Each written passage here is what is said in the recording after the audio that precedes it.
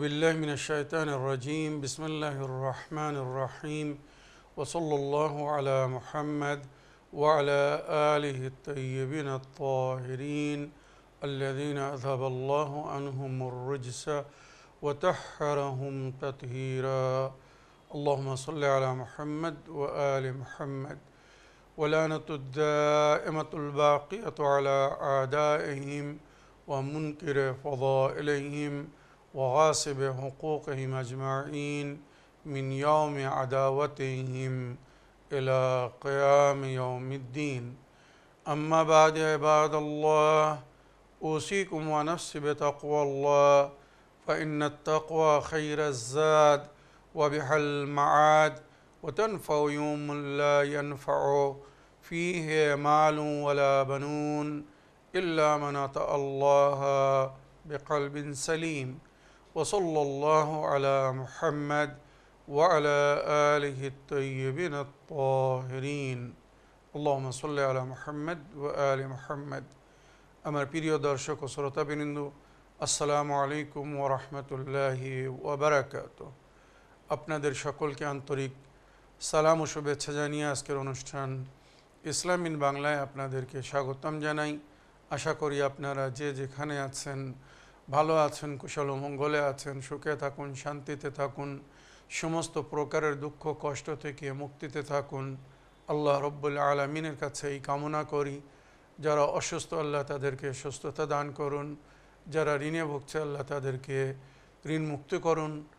ওইরূপ যাদের জীবনে কোনো প্রকারের অভাব বা অশান্তি আছে আল্লাহ রব্বুল আলামিন তাদের সকলের জীবনে সুখ শান্তি দান করুন ও সকলের মনোকামনা আশাকে পূরণ করুন।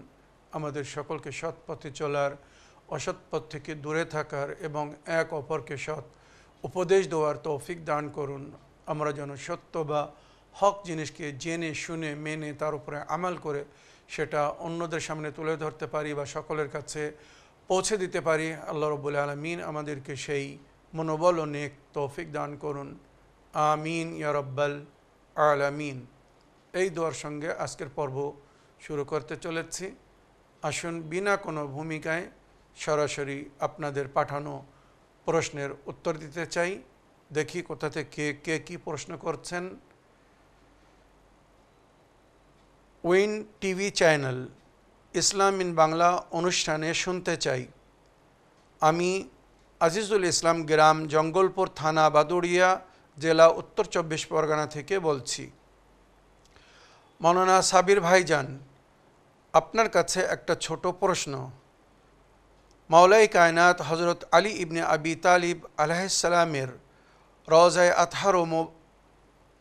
আতহার আকদাসে মাওলার গুম্বজে 80টি কলেমা লেখা আছে। এই লেখাটির রচয়িতার নাম কি জানাবেন? আর মাওলা আলী আলাইহিসসালামের একটি মোজেজা শোনাবেন। খোদা হাফিজ, ফি আমানিল্লাহ। ওয়ালাইকুম আসসালাম ওয়া রাহমাতুল্লাহি ওয়া বারাকাতুহু। আমার প্রিয় ভাই আজিজুল ইসলাম সাহেব, আপনার চিঠি লেখার জন্য আপনাকে অসংখ্য ধন্যবাদ জানাই। আপনি দুটি বিষয় জানতে চেয়েছেন, বা একটি বিষয় জানতে চেয়েছেন আর একটি দাবি করেছেন। যেটি জানতে চেয়েছেন সেটা হচ্ছে মাওলা আলী আলাইহিসসালামের পবিত্র রওজায় ওনার গুম্বদে 80টি কলেমা লেখা আছে। ওই কলেমার রচিতার নাম কি জানাবেন? তো এই প্রশ্নের উত্তরে আমি আপনাকে বলতে চাই, মাওলা আলী আলাইহিসসালামের যে রওজার উপরে গুম্বদ বা গুম্বজ আমরাকে বলি, ওই গুম্বজকে নির্মাণ করিয়েছিলেন বা তৈরি করিয়েছিলেন নাদির শাহ দুররানি বাদশাহ। আর ওই গুম্বজের ওপরে যে একটা সূর্যের মতো লাইট আকারের আপনারা দেখেন, ওই সূর্যের আকৃতিতে 14টি বাল্ব জ্বলে, 14টি লাইট জ্বলে। এটা একটি ইশারা। সূর্য মানে শামস। এই যে শামসের রূপ, সূর্যের রূপ দেওয়া হয়েছে।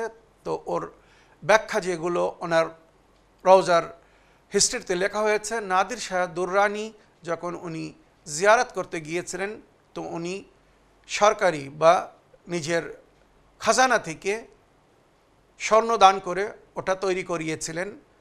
আর 14টি বাল্ব আলো এই জন্যে লাগাতে বলেছিলেন, উনি একটি ইশারা দিতে চাচ্ছিলেন বিশ্ববাসীদেরকে এই 14 মাসুমিনের নূর বা ওনাদের আলোয় এই বিশ্ব আলোকিত। এই 14 মাসুমিনের নূরের মাধ্যমে আল্লাহ বিশ্ববাসীকে অন্ধকার থেকে, গুমরাহি মূর্খতার অন্ধকার থেকে আলোকিত করেছিলেন, উজ্জ্বল করেছিলেন, তাদের জীবনকে সুন্দর এবং আসান করেছিলেন। তাই মাওলা আলী আলাইহিস সালামের রওজার গুম্বজের ওপরে ওই 14টি লাইট সবসময় জ্বলতে থাকে, সূর্যের মতো যেটা দেখতে মনে হয়, মনে রাখবেন। আর ওই গম্বুজে ভিতরের সাইডে বা বাইরের সাইডে কোরআনের আয়াত লেখা আছে, যেমন সূরায়ে ফাতর প্রথম 10টি আয়াত লেখা আছে, সূরায়ে নাবা লেখা আছে, সূরায়ে ফজর লেখা আছে।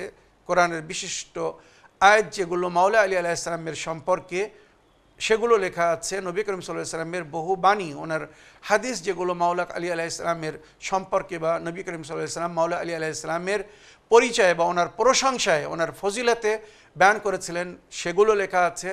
আবার অনেক প্রাচীন এবং বিখ্যাত কবিদের কবিতা ওখানে লেখা আছে। আপনি বিশেষ কোন বাণী বা কোন কালামের সম্পর্কে জানতে চাচ্ছেন, যদি সেটা উল্লেখ করতেন তাহলে আমি আরও সুন্দরভাবে সহজভাবে আপনাকে বুঝিয়ে দিতাম।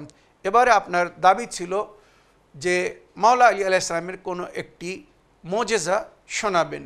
তো আমার প্রিয় ভাই, মাওলা আলী আলাইহিস সালামের বহু মুজিজা আছে, অনেক মুজিজা আছে মাওলা আলী আলাইহিস সালামের। তবে আমি যে মুজিজাটি শোনাতে যাচ্ছি, এই মুজিজাটি মাওলা আলী আলাইহিস সালামের জীবনের অতি উত্তম এবং অতি বৈশিষ্ট্য এবং বিশেষ মুজিজার মধ্যে গণ্য করা হয়েছে। আর এই মুজিজাটি আপনারা হয়তো শুনেছেন, বহু বইয়ের মধ্যে এই মুজিজাটি উল্লেখ হয়েছে। এবং বিশেষ করে মুজিজাতুল ইমাম আল আলী, মাওলা আলী আলাইহিস সালামের মুজিজাত, আরবি একটা বই, মানে জখিম বই, কয়েক হাজার মাওলা আলী আলাইহিস সালামের মুজিজা বা ওনার কেরামতি, ওনার চমৎকার ওখানে লেখা হয়েছে। বহরুল গুম্মার মধ্যে এই মুজিজার জিকির হয়েছে। আরও ইসলামিক ইতিহাসে অনেক বইয়ের মধ্যে এই মুজিজার জিকির হয়েছে, যেটা আমি শোনাতে যাচ্ছি। আর এই মুজিজাটা শুনে অনেকের ঈমান বৃদ্ধি হয়েছে, অনেকের মধ্যে জ্ঞানের আলো বেড়েছে। এবারে শুনুন মুজিজাটা কি। আপনারা জানেন নবী করিম সাল্লাল্লাহু আলাইহি সাল্লামের পদবীর মধ্যে একটি পদবী হচ্ছে বা কুনিয়াত হচ্ছে আবু তাহির। আবু তাহির ওনার কুনিয়াত দুটো কারণে। এক, তাহের ওনার ছেলে, তার কারণে ওনাকে আবু তাহের বলা হয়। আর দ্বিতীয়, তাহের পানিকে বলা হয়েছে, পানির পিতা, নবী করিম সাল্লাল্লাহু আলাইহি সাল্লামকে পানির পিতা বলা হয়। আর মাওলা আলী আলাইহিস সালামের পদবী হচ্ছে, যেখানে ওনার বহু পদবী জিকির হয়েছে, সেই পদবীর মধ্যে একটি পদবী হচ্ছে আবু তোরাব, মানে মাটির পিতা। তো মাওলা আলী আলাইহিস সালামকে এই আবু তোরাব কেন বলা হয়েছিল, এর পিছনে অনেক কারণ আছে। তার মধ্যে একটা কারণ হচ্ছে যেটা এই মুজিজার মধ্যে, এই চমৎকারের মধ্যে লুকিত আছে। নবী করিম সাল্লাল্লাহু আলাইহি সাল্লাম যখন আকাশের দিকে ইশারা করতেন, দোয়া করতেন, তো আকাশ থেকে বৃষ্টিপাত হতো, পানি বর্ষণ হতো, পানি নামতো। আর মাওলা আলী আলাইহিস সালাম যখন জমিনের দিকে ইশারা করতেন, তো ওইরূপ জমি থেকে পানি বাইর হতো। আবু তোরাব মানে মাটির পিতা, জমির পিতা। তো পিতা যদি আদেশ করে তো সন্তানকে সেটাকে মানতে হবে। সুতরাং এবারে এই যে মুজিজাটি শোনাতে যাচ্ছি, যেটা আমি বললাম বহু বইয়ের মধ্যে এই মুজিজা উল্লেখ হয়েছে, সেটা শুনুন। এক সময় খলিফার যুগে ইটালিয়া, রোম থেকে একটি ডেলিগেশন আসে মদিনায়। ভালো করে মন দিয়ে শুনবেন, এর মধ্যে কিন্তু গভীর শিক্ষা আছে। ইটালিয়া থেকে, রোম থেকে এক ডেলিগেশন আসে মদিনায়। সেই ডেলিগেশনের যিনি নেতৃত্ব দিচ্ছিলেন উনি খ্রিস্টান ধর্মের পণ্ডিত ছিলেন, শিক্ষিত ব্যক্তি ছিলেন। সুতরাং মদিনায় এসে উনি জিজ্ঞাসা করলেন যে আমি শুনেছি মুসলমানদের নবী পরলোক গমন করেছেন, আমি ওনার জীবনে ওনার সঙ্গে সাক্ষাৎ করতে চেয়েছিলাম, কিন্তু সময় হয়নি, সুযোগ হয়নি বলে ওনার জীবনে আমি আসতে পারিনি। তবে আমি আমার ধার্মিক পুস্তকে ওনার সম্পর্কে অনেক কিছু পড়েছি, জেনেছি। তাই আমি মদিনায় এসেছি। আমি এটাও শুনেছি বা এটাও জেনেছি যে প্রিয় নবী, মুসলমানদের নবী হজরত মুহাম্মদ মুস্তাফা সাল্লাল্লাহু আলাইহি সাল্লাম বলেছেন, যদি কেউ আমার পরে আমার প্রতিনিধির হাতে বায়াত করে, আমার খলিফার হাতে বায়াত করে আর ইসলাম গ্রহণ করে, তো সে আমার হাতে বায়াত করেছে, ইসলাম গ্রহণ করেছে এবং আমি তার শেফাত করব। তো আমি এখন বর্তমান যে নবীর প্রতিনিধি, নবী করিম সাল্লাল্লাহু আলাইহি সাল্লামের খলিফা, আমি তার হাতে বায়াত হয়ে ইসলাম গ্রহণ করতে চাই। কেননা শেষ নবীর শেষ দিন সেটাই হবে পরকালে নেজাতের তরি বা নেজাতের কারণ। সুতরাং আমি ঈমান স্থাপন করে নবীর উম্মতি হতে চাই। মদিনায় যখন জিজ্ঞাসা করলেন তখন মদিনাবাসীরা বলল, বর্তমান খলিফা, মুসলমানদের খলিফা অমুক, আর অমুক জায়গায় ওনার দরবার। প্রাচীন যুগের কথা, সে সময় আপনারা জানেন মানে আজকালের মতো রাজপ্রাসাদ এমন হতো না, বা নবী এমন তৈরিও করেননি। সে সময় বড় বড় খেমা হতো বা মাটির ঘর হতো খুব বেশি। মানে মসজিদুন নববীও সে সময় আপনারা জানেন এখন যে রূপ বা এখন যে আকৃতি বা স্মৃতি দেখছেন মসজিদুন নববীর, এটা কিন্তু নবীর যুগের না। নবীর যুগে এটা মাটির তৈরি মসজিদ ছিল। সুতরাং ওই ডেলিগেশনকে দ্বিতীয় খলিফার দরবারে নিয়ে আসা হলো। দ্বিতীয় খলিফার দরবারে যখন এনারা পৌঁছেছেন, তো অনেক দূর থেকে এসেছিলেন, এনাদের জিয়াফাতের ব্যবস্থা করা হলো, আমন্ত্রণ বা নিমন্ত্রণ মানে দেওয়া হলো, আপনারা খলিফার বা নবীর প্রতিনিধির মেহমান হতে চলেছেন, সুতরাং আপনারা তশরিফ রাখুন। মনে রাখবেন যেভাবে তাদেরকে বলা হলো, এর পিছনে এখনও কিছু রহস্য আছে যেগুলো মন দিয়ে শোনার প্রয়োজন আছে। খলিফার দরবারে মেহমান হলেন, আর আরবদের দস্তুর ছিল সর্বপ্রথম মেহমান আসলে তাকে পানি এবং খেজুর দিয়ে স্বাগত করা হতো। তার সামনে পানি রাখা হতো এবং খেজুর রাখা হতো। এটা তাদের যুগের মিষ্টি ছিল, মিষ্টি পানি করানো হতো। সুতরাং তার সামনে গ্লাসে পানি রাখা হলো, খেজুর রাখা হলো। কোনো পানাহার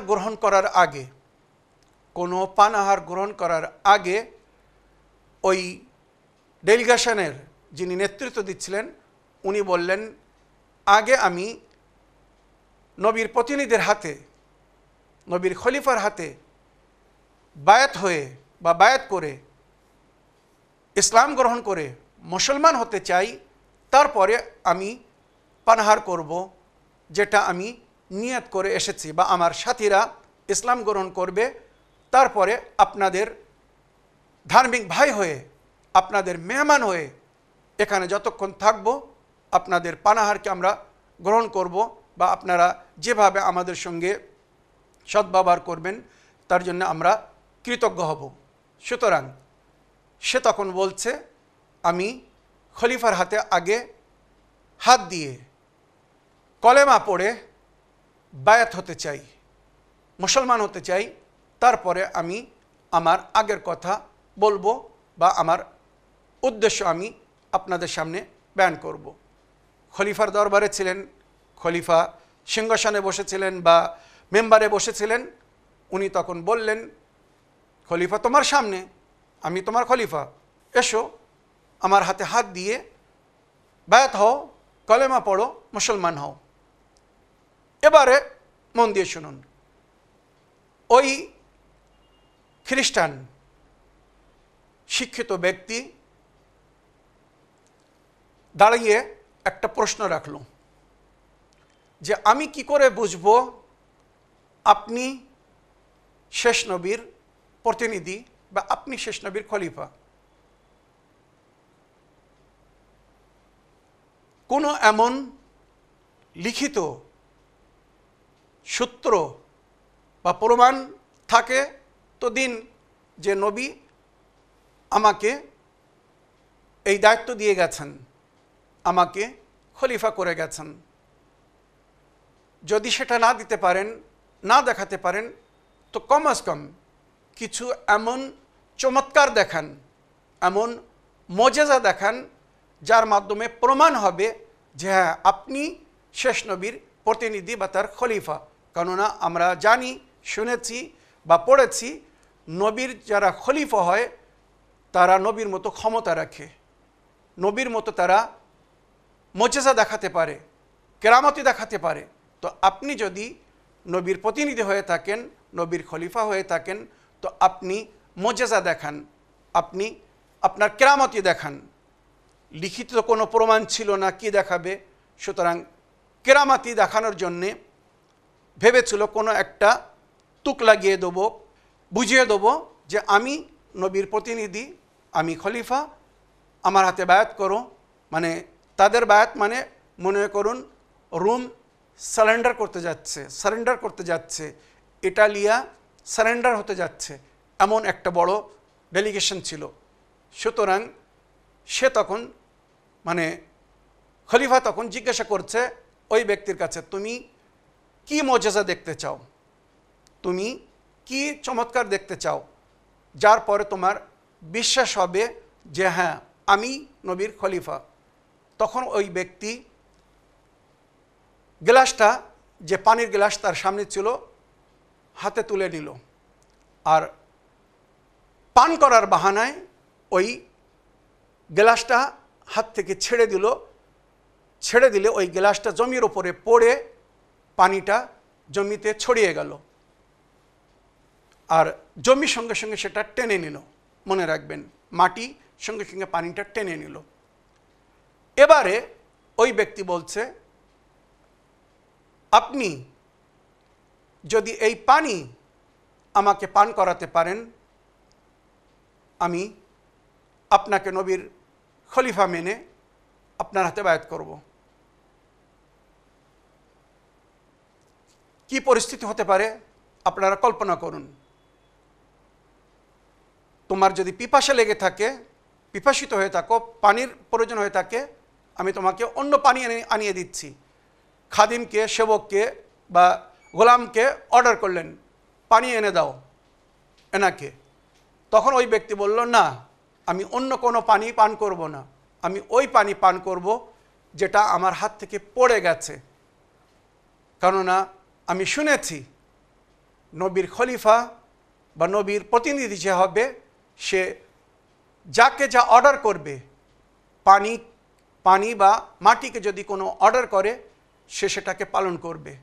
আমি ওই পানি পান করতে চাই যেটা মাটিতে পড়ে গেছে, মাটির সঙ্গে মিশে গেছে। সুতরাং যিনি মেম্বারে বসেছিলেন ক্রোধিত হলেন, রাগে গরম হয়ে গেলেন। তুমি রহস্য করতে এসেছো, ঈমান আনবে না, তো এই ধরনের রহস্য কেন করছো? আমার হাসি ওড়াচ্ছ, মজাক করছো? পানি পান করো, আর নইলে আমি জাল্লাদকে অর্ডার করব তোমাকে শিরচ্ছেদ করার জন্যে। তখন ওই ব্যক্তি বলল, আমি অবশ্যই ঈমান গ্রহণ করব, এটা আমার অঙ্গীকার, আমার ওয়াদা। আমি বা আমার সাথীরা আমরা এত দূর থেকে এসেছি ইসলাম গ্রহণ করার জন্যে, নবীর প্রতিনিধির হাতে, খলিফার হাতে বায়াত হয়ে মুসলমান হওয়ার জন্যে। সুতরাং যতক্ষণ আমরা স্যাটিসফাই না হচ্ছি, ইতমিনান না হচ্ছে যে আপনি নবীর প্রতিনিধি, আপনি সেই ব্যক্তি, আমি ইসলাম গ্রহণ করব না। যখন এই কথা বলল, সঙ্গে সঙ্গে জাল্লাদকে হুকুম দিল যে একে বা এর সাথীদেরকে মদিনার বাইরে নিয়ে শিরচ্ছেদ করে দেওয়া হোক, এরা যেন জীবিত ফিরে না যেতে পারে, আমার যেন রহস্য না করতে পারে। জাল্লাদ এদেরকে গ্রেফতার করল। এবারে তাদেরকে ধরে নিয়ে যাওয়া হচ্ছে কোথায়? মদিনার বাইরে জঙ্গলে নিয়ে শিরচ্ছেদ করে দেওয়া হবে, আর তাদের খবর যেন কোথাও না যেতে পারে বা তাদের সম্পর্কে যেন কেউ না জানতে পারে। তাদেরকে ধরে নিয়ে যাওয়া হচ্ছিল জঙ্গলের দিকে শিরচ্ছেদ করার জন্যে। ওই রাস্তা দিয়ে জানাবে সালমান ফার্সি উনি মাওলা আলীর বাসার দিকে যাচ্ছিলেন। যখন এইভাবে কিছু লোককে ধরে নিয়ে যেতে দেখলেন, উনি জিজ্ঞাসা করলেন, কে এরা, কারা এরা, আর কোথায় নিয়ে যাওয়া হচ্ছে? তো জানাবে সালমান ফার্সি উনি একটা সম্মানিত স্থান রাখতেন, সবাই ওনার থেকে পরিচিত ছিল, সবাই ওনার সম্মান করতো বলে জাল্লাদ বলল যে এইভাবে খলিফার আদেশ হয়েছে এদেরকে হত্যা করার জন্যে। পুরো জিনিসটা উনি শুনলেন, শোনার পরে ছুটে গেলেন মাওলা আলীর কাছে। মাওলা আলী আলাইহিস সালামকে যে জানাবে সালমান ফার্সি বললেন, গজব হয়ে গেছে মাওলা, কিছু লোক রোম থেকে এসেছে, ইটালি থেকে এসেছে, নবীর খলিফার হাতে বায়াত করে ইসলাম গ্রহণ করবে বলে। তার কিছু প্রশ্ন ছিল বা কিছু দাবি ছিল, তার উত্তর মুসলমানদের খলিফা যিনি এখন হয়ে আছেন উনি দিতে পারেননি বলে শিরচ্ছেদের মানে মাথা কেটে দেওয়ার হুকুম দিয়েছে। আপনি এদের জীবন রক্ষা করুন, নইলে নিষ্পাপ লোক মারা যাবে। মাওলা আলী আলাইহিস সালাম ছুটে আসলেন, তাদেরকে সঙ্গে নিয়ে, জাল্লাদ যাদেরকে ধরে নিয়ে যাচ্ছিল তাদেরকে সঙ্গে নিয়ে খলিফার দরবারে আসলেন।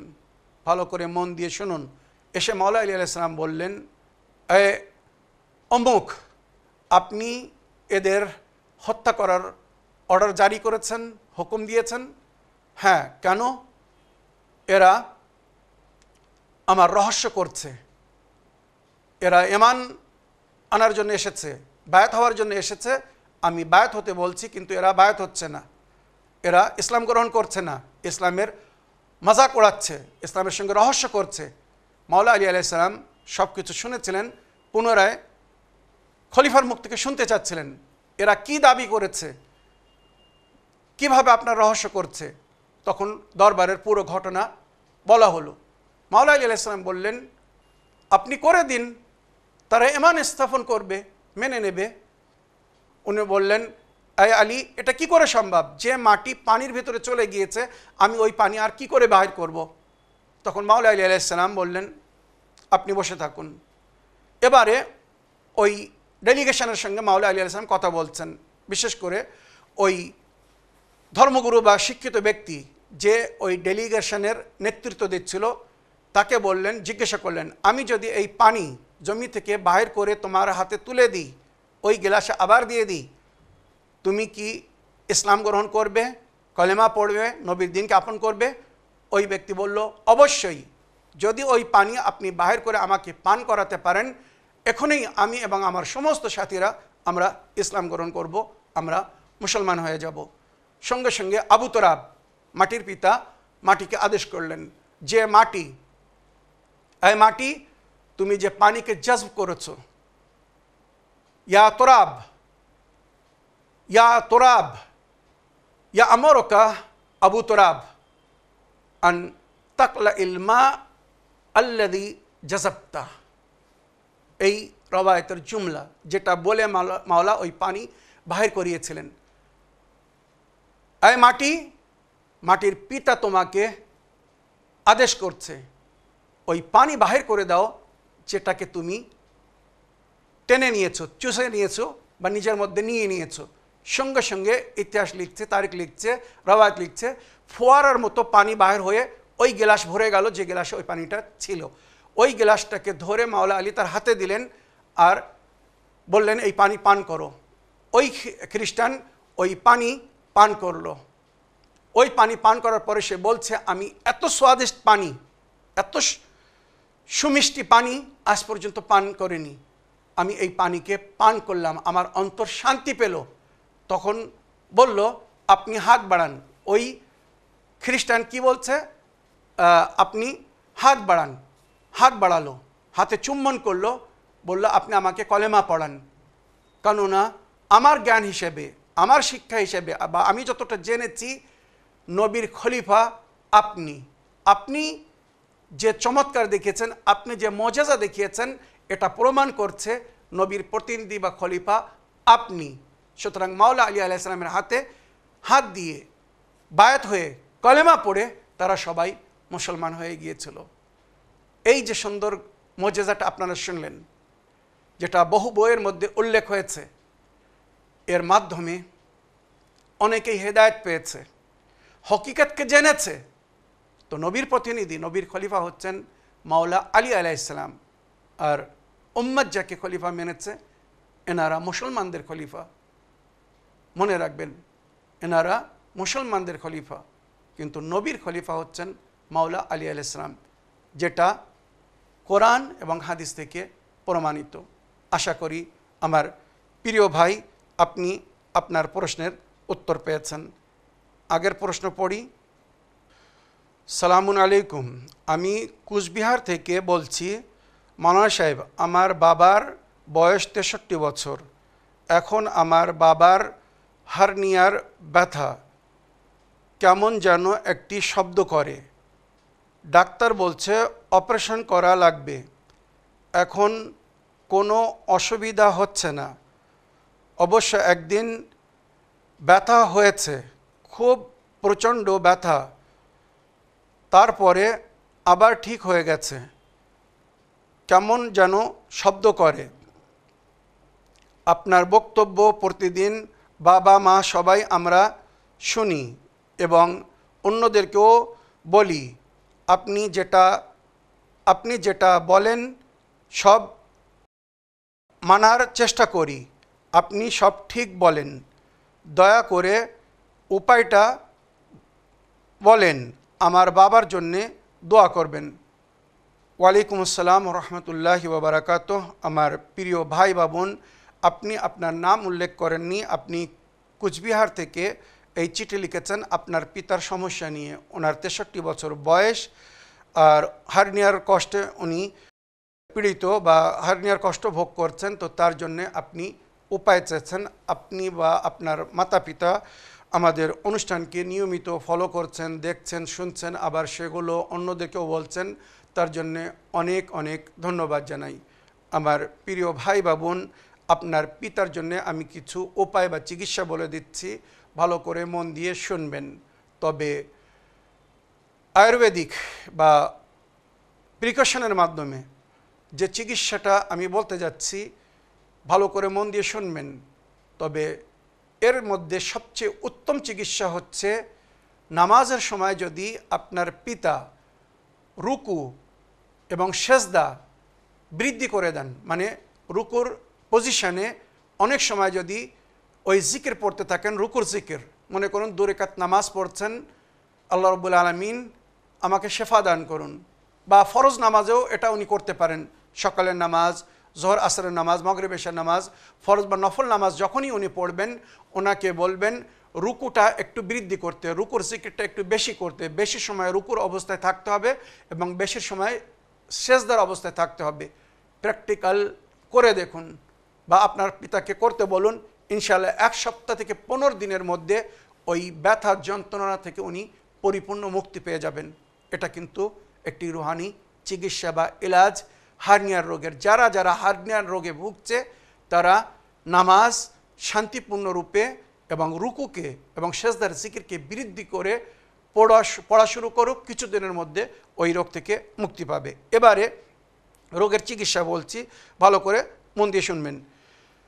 মুলাইঠি, যাকে বাংলায় যষ্টি মধু বলে, মুলাইঠির চা তৈরি করে পান করতে হবে। যষ্টি মধু ওইটাকে বয়েল করতে হবে পানিতে অনেক সময়, তারপরে ওটা চায়ের মতো পান করতে হবে।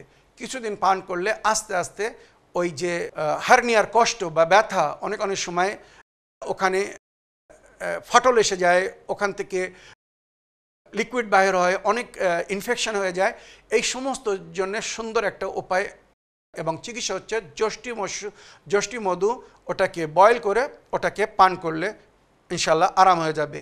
তাছাড়া ওজন কম করতে হবে। যাদের ওজন বেশি, শরীর ভারী, তাদের এই কষ্ট বেশি বা এই রোগ হলে, হার্নিয়ার রোগ হলে তাদের ওই রোগ সারতে অনেক সময় লাগে। সুতরাং তাদের উপায় মানে শরীর কম করার জন্য সামান্য এক্সারসাইজ করতে বলবো। বেশি কঠিন এক্সারসাইজ করলে হার্নিয়ার রোগের জন্য হানিকারক, সুতরাং সামান্য এক্সারসাইজ করতে বলবো সকাল সন্ধ্যা। আর ডালচিনি বয়েল করে তার সঙ্গে সামান্য মধু মিক্স করে ওটা সকাল সন্ধ্যা পান করতে হবে। এটা করলে ফ্যাট কমে যাবে, চর্বি গলে যাবে এবং শরীর আস্তে আস্তে হালকা হয়ে যাবে। এটা পান করতে কিন্তু খুব সুন্দর লাগে, খুব টেস্টি, কোনো অসুবিধা হবে না। তো ডালচিনি বয়েল করে সকাল সন্ধ্যা পান করতে হবে। তৃতীয় চিকিৎসা হচ্ছে অ্যালোভেরার রস। সকালবেলা খালি পেটে যদি অ্যালোভেরার রস পান করা যায়, অ্যালোভেরার পাতা সমস্ত জায়গায় পাওয়া যায়, ওর রস বাইর করে, মানে আঠা বাইর করে ওটাকে পানির সঙ্গে পান করতে হবে। আর যদি ওইভাবে পান করা সম্ভব না হয় তো অ্যালোভেরার পাতার ওপরের সবুজ ছাল ছিলে ভেতরে যেটা আঠা হয় ওইটা সামান্য নুনের সঙ্গে মিক্স করে ছোট ছোট করে কেটে নিতে হবে। সামান্য নুনের সঙ্গে মিক্স করে খেয়ে নিলে ট্যাবলেটের মতো পানির সঙ্গে খাওয়া যাবে। খেয়ে নিলে ওইটা কিন্তু সুন্দর একটা ওষুধের কাজ করবে। খুব শীঘ্র ওই মারাত্মক রোগ, ওই হার্নিয়ার কষ্ট, ব্যথা, যন্ত্রণা থেকে মুক্তি পাওয়া যাবে ইনশাআল্লাহ অ্যালোভেরার রস। এছাড়া একটা কাঢ়া তৈরি করতে বলছি, আদার রস, হলদির রস যদি বাহির করে নেওয়া হয় অতি উত্তম, যদি না হয় তো কাঁচা আদা, কাঁচা হলুদ আর কালো মির্চ মানে গোলমরিচ যাকে আমরা বলি, গোলমরিচ, এগুলোকে বয়েল করতে হবে। আর ওর সঙ্গে নেবুর রস এবং মধু মিক্স করে ওটাকে সকাল সন্ধ্যা পান করতে হবে। এগুলো কিন্তু ঘরেলু এলাজ, বাড়ির সমস্ত বাড়িতে এগুলো পাওয়া যায়। খুব সরল এবং সিধা এলাজ। এগুলো করলে কোনো পয়সা খরচ হবে না বেশি, এবং ডাক্তারের কাছে গিয়ে যেগুলো অপারেশনের মাধ্যমে বা অন্য অ্যালোপ্যাথিক চিকিৎসার মাধ্যমে যেগুলো করতে গেলে অনেক পয়সা খরচ হয়, ওগুলো থেকে মুক্তি পাবেন। মনে রাখবেন, হ্যাঁ, যদি এটা অনেক বেড়ে যায় সেক্ষেত্রে আমি বলবো অবশ্যই ভালো ডাক্তার দেখে যত শীঘ্র সম্ভব, মানে অপারেশন যদি করতে বলে তো অপারেশন করিয়ে নেবেন। আর যদি বিনা অপারেশনে ভালো হওয়ার সম্ভাবনা থাকে তো সেটা দেখবেন। আর এর জন্যে হোমিওপ্যাথি চিকিৎসাও খুব লাভদায়ক। হোমিওপ্যাথিক চিকিৎসা হয়তো একটু সময় লাগবে, হয়তো 1 মাস কি 2 মাস কি 6 মাসও লাগতে পারে, তবে হোমিওপ্যাথিক চিকিৎসায় ট্রিটমেন্টের মধ্যে এর এলাজ আছে বা এর চিকিৎসা আছে। এবারে কিছু খাদ্য থেকে পরহেজ করতে হবে। কিছু খাদ্য থেকে পরহেজ করতে হবে মানে মির্চ মশলা, খুব কড়া মির্চ, কড়া ঝাল, কড়া টক, এগুলো বেশি খেলে হবে না, এর থেকে পরহেজ করতে হবে। রেড মিট মানে লাল মাংস থেকে পরহেজ করতে হবে, মনে রাখবেন। আর সবসময় চেষ্টা করতে হবে টেনশন মুক্ত থাকার। টেনশন কিন্তু এই রোগকে বৃদ্ধি করে দেয় আর মানে হার্নিয়ার ব্যথাকে বাড়িয়ে দেয়। টেনশন হলে ওই ব্যথাটাকে আরও বাড়িয়ে দেয়। আর অনেক সময় ওই ব্যথার জন্য টেনশন হয়, আর টেনশন হলে তখন ওই ব্যথাটা আরও বৃদ্ধি পায়। মনে রাখবেন, তো নিজেকে কন্ট্রোল করতে হবে, নিয়ন্ত্রণ করতে হবে, এই ব্যথাটাকে একটু সহ্য করতে হবে। আর যে উপায়গুলো দেশি চিকিৎসা আমি বললাম, এইগুলো করলে ইনশাআল্লাহ আশা করি ওই ব্যথা যন্ত্রণা থেকে মুক্তি পাওয়া যাবে আর টেনশন থেকে দূরে থাকতে হবে, 1 নম্বর। দ্বিতীয়, শাক সবজি বেশি ব্যবহার করতে হবে, ফল ব্যবহার করতে হবে, ফলের রস ব্যবহার করতে হবে।